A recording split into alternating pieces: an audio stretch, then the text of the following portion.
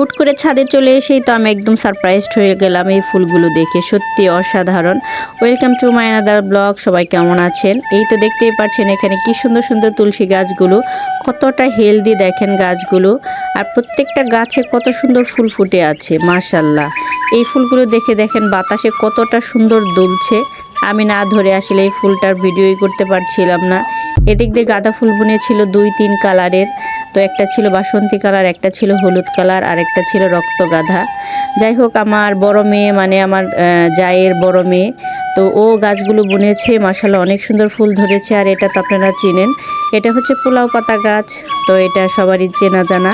তারপরে ছিল এখানে পেঁয়াজ গাছ। তো মাশাআল্লাহ অনেক সুন্দর দেখা যাচ্ছে আমার মামুনের বাগানটা। যাই হোক, তারপরে দেখেন এটা দণ্ডকলস। আমার শাশুড়ি কিন্তু 12 মাস দণ্ডকলস এভাবে রাখে, কারণ বাচ্চাদের ঠান্ডা লাগলে, বড়দের ঠান্ডা লাগলে সবারই কাজে লাগে। এদিক দিয়ে ধনেপাতা গাছগুলো বুনে দিয়েছে, যখন ফ্রিজে না থাকে তখন আমার শাশুড়ি হুটহাট করে এখান থেকে নিয়ে তার কাজ চালিয়ে দেন।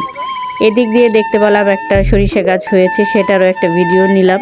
তো নিচে দেখেন হালকা গোলাপি কালার একটা ফুল দেখা যাচ্ছে, তো ওটার একটা আমি ছবি তুলেছিলাম। আপনারা কিন্তু সবাই অনেক পছন্দ করেছিলেন ছবিটা। যাই হোক, আমি আসলে ছাদে উঠে আমি যখন দেখলাম বিভিন্ন ধরনের ফুল, তো আমি আর ছবি তোলা থেকে বিরত থাকতে পারিনি।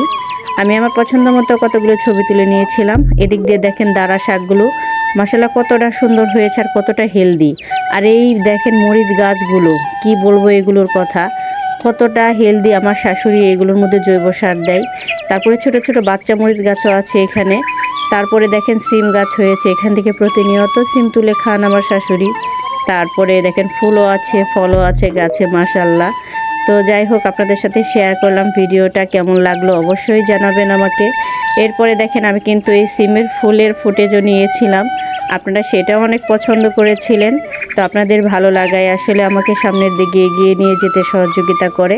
তারপরে আপনাদের সাথে শেয়ার করছি, দেখেন গাছে কত সুন্দর মরিচ ধরেছে, মাশাআল্লাহ মাশাআল্লাহ। কত মরিচ দেখেন, মানে মরিচের অভাব নেই এইটুকু গাছে, মানে অসংখ্য মরিচ। আসলে এগুলো দেখলে অনেক ভালো লাগে। আমার তো মানে আমি গাছ প্রেমী বলতে পারেন, আমার গাছ দেখলে কেন জানি এত ভালো লাগে। আর এই যে দেখেন, মানে মরিচ খেতে খেতে গাছের অবস্থা 12টা বেজে গেছে, তারপরেও ফলনের কোনো কমতি নেই, মাশাআল্লাহ অনেক ফলন, এখনও বাম্পার ফলন। তো আমার শাশুড়ি সারা মানে বৎসরই বলতে পারেন এভাবে উনি মরিচ খায়। তো ভিডিওটি এত সময় ধরে দেখার জন্য ধন্যবাদ। আল্লাহ হাফেজ।